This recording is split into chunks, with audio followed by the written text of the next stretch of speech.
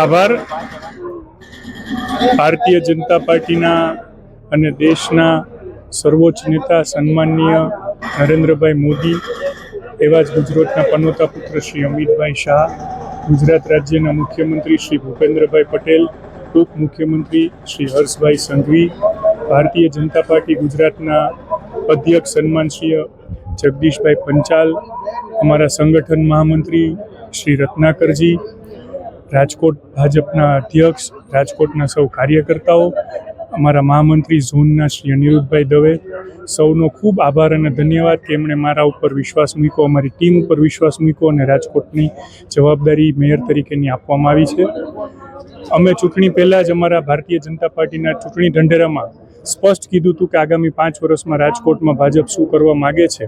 આ દરેકે દરેક ચૂંટણી ઢંઢેરાના વચનો સુપેરે પૂર્ણ થાય એ જોવાની જવાબદારી અમારા લોકોની છે અને અમે એ દિશામાં કામ કરીશું.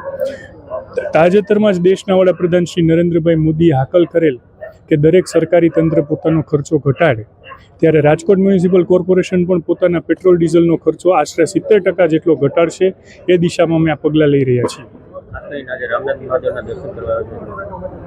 બસ, રામનાથ મહાદેવ હંમેશા રાજકોટના વાસીઓ અને દેશવાસીઓ માટે શ્રદ્ધા બિંદુ રહ્યું છે અને અમારા તો સદભાગ્ય છે કે અમારા વોર્ડમાં રામનાથ મહાદેવનું મંદિર સ્થિત છે, એટલે અમે અવારનવાર શ્રદ્ધાથી અહીંયા માથું ઝુકાવવા માટે આવતા હોઈએ છીએ.